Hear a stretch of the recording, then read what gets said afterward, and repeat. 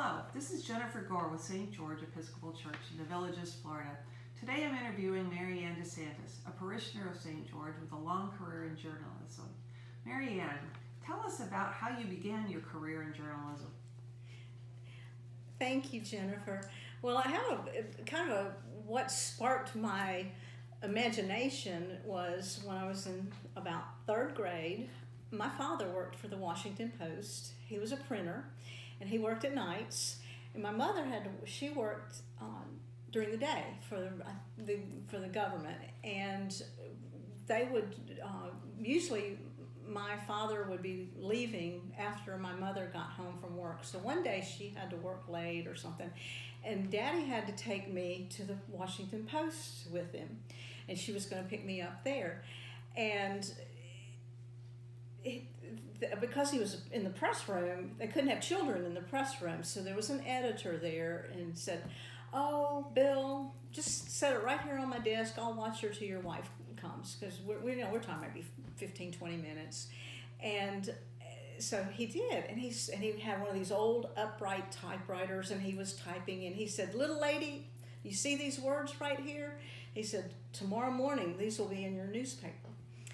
And so the next morning I was running down the driveway to get the paper, and I saw those words that it was a columnist, and I wish I knew his name. I've always wondered who that columnist was, but there was his column with his little picture, and I ran to the driveway, got the thing, and I knew right then I was gonna write and be a journalist, and hopefully work for a newspaper. So I did. I kept that goal all through high school. First byline article I had, I was hooked. That was all I wanted to do, and I was very blessed that I never wavered. I went through college in 3.5 years to get my journalism degree because I was so focused that that's what I was going to do. And I ended up, my very first job out of college was with a daily newspaper where I covered the police beat of all things, and then went into feature writing. That is you're so fortunate to know what you were meant to do and then just do it. Yeah. Just being able to do it. That is really cool. So after you reported for the newspaper, you eventually went into freelance writing? Well, I first went into public relations and marketing and I was in academic PR for a long time, and then corporate PR, and that's what I was doing. My husband Tony and I met and married in Atlanta, and I was working for a newspaper association in Atlanta, and then I became a speechwriter for United Parcel Service and their corporate headquarters in Atlanta. And I did that for a couple years, and Tony got transferred to Florida, to the Orlando area, and they asked me if I would continue to write for them, but on a freelance contract basis, and I was like, well, absolutely, because that was something in the back of my mind I always knew I wanted to do, was to go out on my own and be a freelancer. And so when Tony told me, he'd like to take this, transfer to Orlando area, I said, well, I will go on 2 conditions. The first one is I want to freelance. I don't want to go back into the corporate world. And 2, I want my own swimming pool. So so I got both, and here I am. And then I freelanced for a lot of different outlets over the years, and exactly 4 years ago, I was freelancing for DeSoto magazine, Exploring the South, which is out of the Memphis area, and they asked me, would you be willing to come on board as the editor?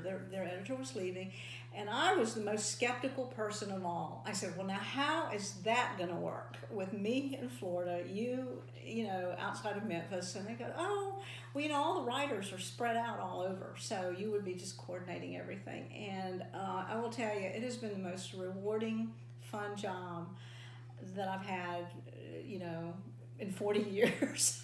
I have to say, I enjoy the magazine so much. It's light, refreshing. You learn something every time, and it's different. I really enjoy the magazine. Well, thank you. So, you've worked with DeSoto magazine for how many years? July will be my 4th anniversary, but I am stepping back. It's just time. It's time for me, like they say in the South, to turn it over to the youngins. And I'm gonna continue to write for them, and but just not be in the editorial position, and give me more time to golf. Exactly. Yeah, that's what it's all about down here, Yeah. golfing and swimming. Yep. So I hear your passion's not only writing, but you've got some other interests. I'd say it has to be travel. I've always loved to travel. My parents loved to travel, and I travel. I was very fortunate that I was able to combine that with my writing and do quite a bit of travel writing. And so that was fun. And then I'd have to say reading. I read all the time. That's be the one thing I would not want to give up. And I read everything. I'm like that too, and traveling and reading kind of go together. Yeah, they especially do. those long flights Oh, or those yeah. days on the beach. I don't. Long flights don't bother me because I'm usually through a book. My only worry is I'll get through the book before the flight's over. Yeah. Well, Mary Ann, it was just a pleasure to interview you today. We're so thankful for all the hard work that you do at St. George. You're on the communication committee. You're doing a podcast. They're all such a blessing to all of us. And we really thank you. You brought a lot of expertise to the table that we didn't have, and it is just great. Thank you again for your service to our parish, and thank you, audience, for participating in St. George's Spotlight on Parish Life. Thank you.